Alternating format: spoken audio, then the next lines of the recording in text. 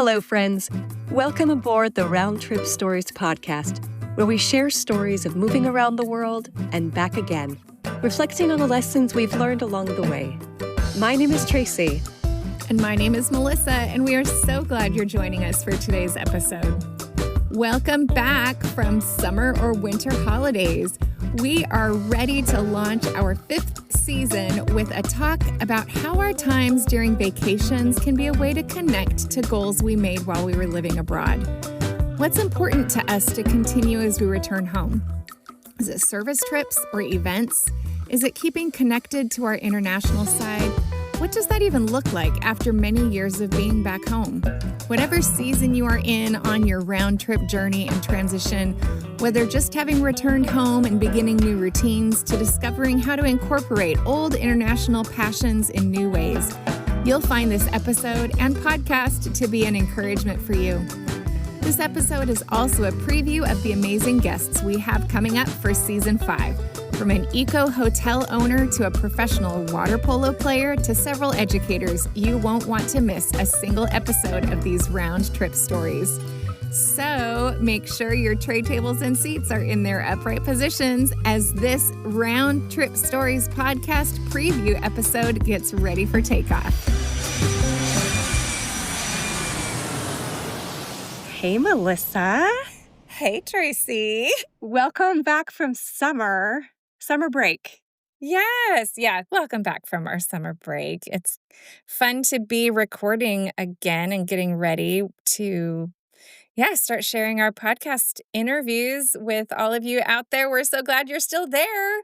Welcome back to you as well. Right. And we hope that you've had a good break. Some of you might be transitioning as we speak. Maybe you got back at the beginning of the summer to your quote unquote home. And now you are unpacking, trying to get your kids ready, or you're going to start back and go to college, or we know that this is a time of transition and time to start new routines. But before we get into that, how was your summer? My summer was I didn't do any major traveling. I, had some good fun times with family, with extended family, which was sweet. It's, I think that I appreciate being able to be part of family trips and things with cousins and nieces and nephews a lot in a different way after missing those things when I lived in Peru and didn't get to be, around when those things were happening. And so there's an extra sweetness to being able to be part of family events when I know what it's like to just see the pictures and wish that you were there. So, Oh, I know. yeah, got to do some fun family things. Good. We always gain things and lose things when we make our moves. And definitely when we moved overseas, we did lose time with family. Of course, we didn't lose relationships, but you lose time with family. And so when we moved back to the United States, I felt like I lost international community and a different education for my kids. We really liked the international education, but we gained time with family, our extended family. And fortunately, we're back here in my hometown where both my husband and my families are. And so my kids have had a time to grow up more than just with summers with their cousins. And that's a sweet thing. Yeah. There's everywhere we go, we gain things and lose things. And that is, it's part of the risk and the reward of loving more than one place that most of us listening to this podcast can relate to. So how about you? How was your summer? Tell us. I know you had some great experiences, so tell us. Tell us about it. One of our questions that we ask our guests is, how does your time abroad continue to flavor your life? And first of all, I never thought that the relationships I made in China 15 years ago would still be part of my life now. Like when I was meeting my kids' classmates' parents, I didn't imagine that we would still be in touch, and it's not like we're in touch all the time, but one of our friends that we met in China, we said, "Hey, why don't you send your 14-year-old son and stay with us this summer?" And so he did. He came from France, and he was the most popular kid here in Fresno, California, or no, Sanger, California. And yeah, he stayed with us for 6 weeks. And so that was really special. And we also had another kiddo who we've now become friends with his family, and his dad is gonna be part of our next season, Branko Pekovic. He came to us through sports, and he's part of my son's water polo club, and he stayed with us last summer and this summer. So I had 5 boys in the house, and I just made more food. I mean, it wasn't always Lots more easy, food. okay, but they sure. I mean, I think they had a good time, and Yeah. I realized that things like the way that our time abroad continues to flavor our life now kind of changes over time. Mhm. I realized that, I think that I'm going to be having more youth in my house. Like we Mm. spent a lot of time with a German exchange student last year. And because we love hosting people, we like learning we want to Yeah. also be a place of comfort because we know what it was Yeah. like to Yes. be outside of our home country and Right. need friends. So that Yeah. was really good. And That is great. and my kids were young when we were overseas, and so for them to still have interaction with international kids is really important to me because it helps them Mhm. keep that international perspective that slowly wanes when they're teenagers and all they want to do is belong here in their home country. Right.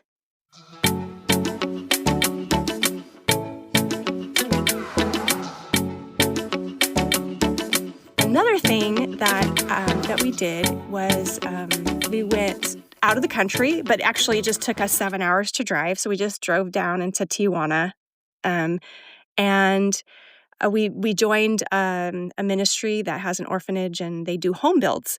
And so there was like 3 things that I really appreciated about that was, I mean, besides being able to serve Mhm. internationally with my Mhm. family, Mhm. um, we got to meet a bunch of new people who we hadn't met. We love that. Like, that's one of the things that we loved about living overseas, right? You meet people from all over the Yeah. world, and you get to know Yeah. about the world and them, and know Mhm. that, gosh, we're all really pretty similar.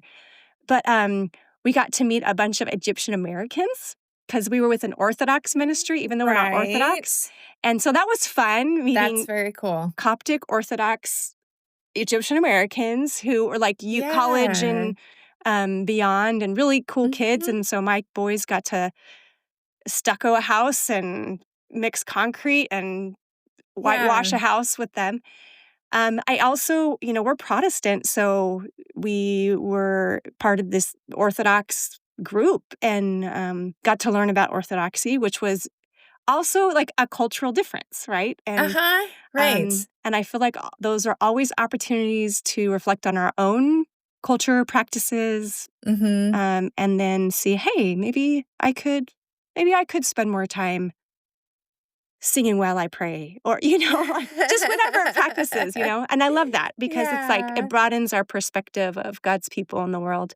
Mhm. I guess, and the third thing was just like that family time, and we haven't really, my kids haven't taken advantage of our church's mission trip opportunities just because of schedule conflicts and things, and Mhm. I'm like, well, we can Mhm. try to find something to do as a Right. family. I mean, Yeah. heck, we lived 8 years in China. I think we could like Right. do this. Yeah. So yeah, I just joined That's this other cool. ministry, and Mhm. it was good family time, and just Yeah. even the 7-hour drive home, Mhm. even crossing the border, just like all Mhm. these conversations were really, Yeah. really sweet.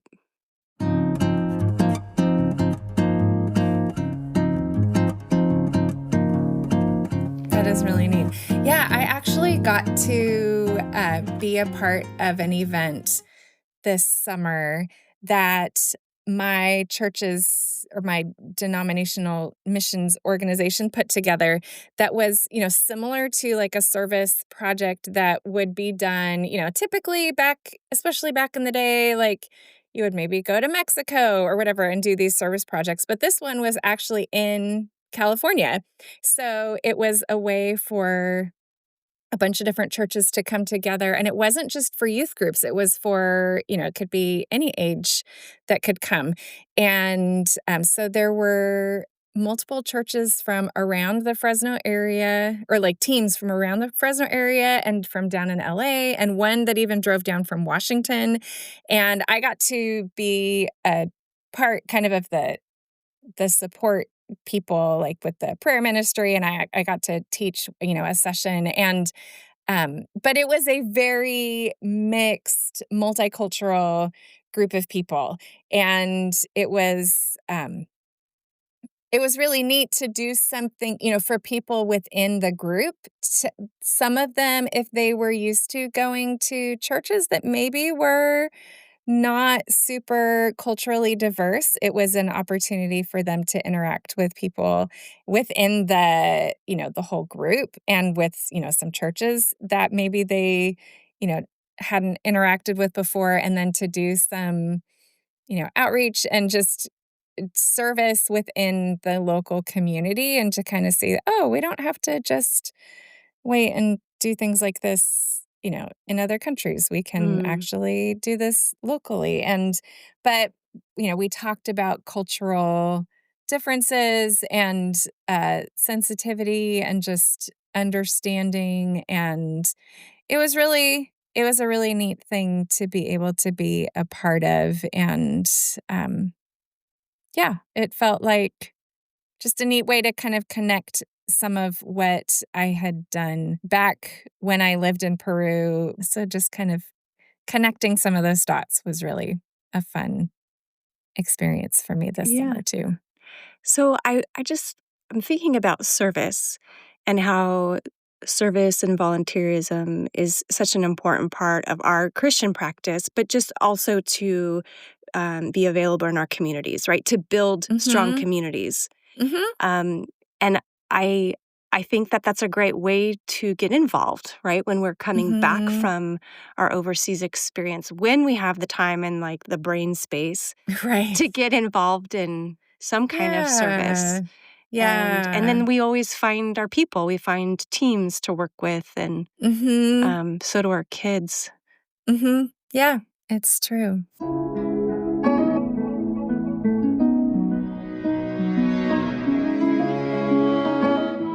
Other people are starting new routines, right? We're going back to school.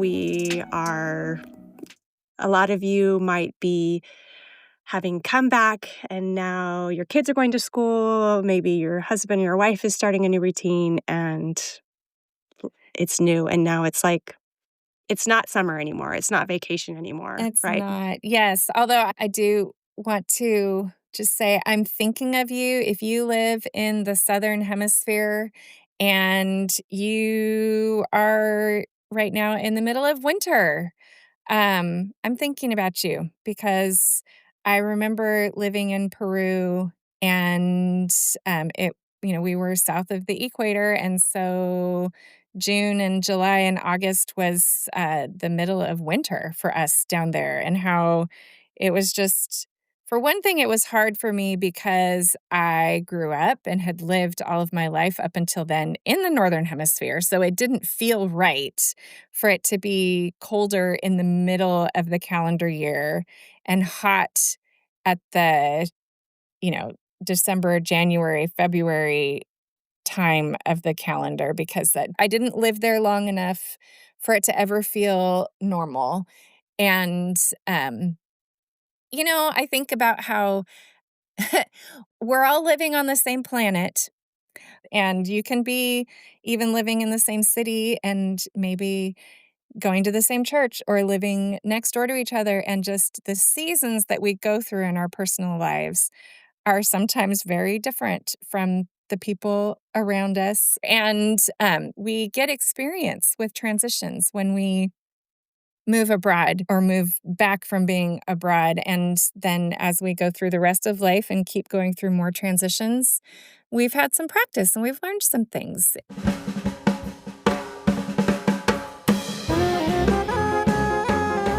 Speaking of transitions, we want to tell you all about the guests that you're going to get to hear from on our podcast the rest of this year. So we're starting year 3 of our podcast, All right. which is kind of wild that we've made it this far. So thanks for being out there, but we want to tell you what we've got coming up. So Melissa was just talking about transitions and how we just have lots of transitions in life. The moving back to your home country is a very big one. And that's why we exist. So we want to support you in your transition back. Um, we happen to interview a transition specialist, and her name is Carolyn Grant, and she's going to be our first guest that you will listen to this season. She's actually a physical therapist and a writer and a transition coach, originally from South Africa. And Carolyn knows deeply about transitions after moving to London for 10 years and then to Texas, USA for 16. Along the way, she developed her expertise as a physical therapist in London, but was not able to practice with her license and concentrated on being a mother, and then also has gotten into being a transitional coach. So she has some great professional advice as well as personal advice, and we're looking forward to you hearing from her. Mm-hmm. Okay, well then after Carolyn, we have Branko Pekovic, and his son was the one who I hosted this summer and last summer, so he'd graciously agreed to be interviewed. So Branko is an elite professional water polo player who grew up during difficult times in Belgrade, Yugoslavia, which is now Serbia. He found a love and great success in playing water polo, so much so that he played for Serbian's national teams and played in international teams in Italy, Russia, and Kazakhstan. Branko is going to share about how water polo was his amazing job that took him all over the world. And then, of course, he'll share about his transition back to Serbia and what that was like for he and his family. After that, we are going to get to hear from Dr. Ken Martins-Friesen, who is a professor of history and international studies and the coordinator of the global education program at Fresno Pacific University. Ken grew up in India and continued to go abroad throughout his life. His parents were missionaries from the U.S., and he attended an international school there in India and has some great stories to share about that. And then he also tells us about how his time growing up has led to lots of other great global opportunities and how he gets to spread the global mindset that he has with other people through his work. After Ken, we are going to be sharing our interview with Carolina Baiza, who is an eco hotel and sustainability entrepreneur from El Salvador. She was part of the World Expo and traveled to lots of different countries as part of that, and eventually ended up going back to El Salvador and creating a really cool hotel. And she tells us just kind of about that transition of, going from traveling a lot to then settling down and growing and deepening her roots there in El Salvador, and has some really fun, fascinating stories to tell us about that. Our next guest after Carolina is Professor Phil, and he is a teacher educator and mentor who moved to China to work with international schools. At 50 years old, he was in the right time to move up and be a dean of his school of education, but then the opportunity came up to move to China and to lead teacher development over there, and he took it. So for many, many years, he was in China, and then he moved back to the U.S. And so we'll hear from Phil and about his transition back to his home country. Great. It's a great lineup. We interviewed these folks last semester, and so we always are thrilled to look at their stories again and be able to share them as we edit them and produce them.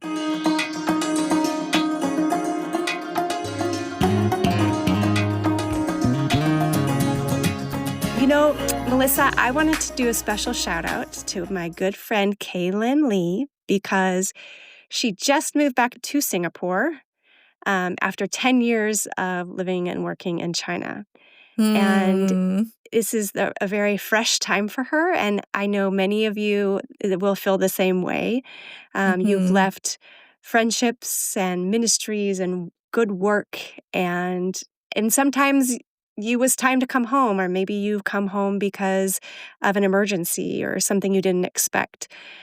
Whatever it is, we just want you to know that we're thinking about you. And we Mm-hmm. hope that this podcast is helpful. We just want to be a little taste of comfort for you as you transition back to your home country. We want you to know that you're not alone. We want you Mm-hmm. to receive all these stories and tidbits of wisdom from other people who've done the transition. And we hope that you enjoy those jewels just as we do. Um, Mm-hmm. so, Kaylin, we love you. Everybody else who's making a transition back and it's fresh, we care for you. Hang in there. Hang in there and listen to our podcast so you can get some encouragement. Yeah. Yeah. And if you're not transitioning from something big, but maybe you're remembering and feeling the kind of weird, just echoes of transitions, because, when we go through something big, whether it's something, fresh or whether it was a year ago, those anniversaries, they hit us and we don't always even expect them. But so if you're kind of feeling some of that transitional kind of stress, even though you're like, nothing's changing in my life right now, why do I feel kind of weird? Maybe it's just because part of you is remembering when once upon a time at this time of year, you went through a big transition. And, sometimes that's part of the grieving process and remembering process, is remembering transitions that we went through before. And so, now is a good time to pause and think about where we've been and how far we've come, and maybe just the joy of things that we have to look forward to. So yeah, I'm looking forward to this coming semester, these coming months, this next season of our podcast, and am thankful for Yeah. how far we've come, that we've gotten over 60 episodes in, and that, yeah, we've got more on the way. I wanted to say one more thing to Kaylin and to everybody else. I would just want to acknowledge all the good work that you were able to do in those other places. And remember that the people that you've touched, the places that you've changed, the communities that you were a part of, they will forever be touched by your presence there. And the communities that you are now part of and the people that you are touching now, it will take some time to grow roots, but you'll have just as much effect on your communities here as you did there. So yes, like Melissa said, be patient with yourself, give yourself a lot of grace. It takes time, and know that you had impact and you will have impact. It might look different, but it's impact nonetheless. Yeah, so true. Come back next time to join us for our interview with Carolyn Grant. Remember, she's a transition coach, so you won't want to miss her tips of the trade. She's also a physical therapist, writer, originally from South Africa, and she knows deeply about transitions. You won't want to miss our interview with Carolyn. Want the podcast equivalent of early boarding and first-class seating? Be sure to subscribe to the Round Trip Stories podcast in your favorite podcast app, and sign up for our email list at roundtripstories.com so you'll never miss an episode. We believe that sharing stories helps our understanding of the world grow larger while the distance between us grows smaller. As this episode lands, we hope these stories have encouraged you, helped you find some more of your belongings, and made your baggage a little lighter. Thanks so much for listening, friends. We'll see you next time.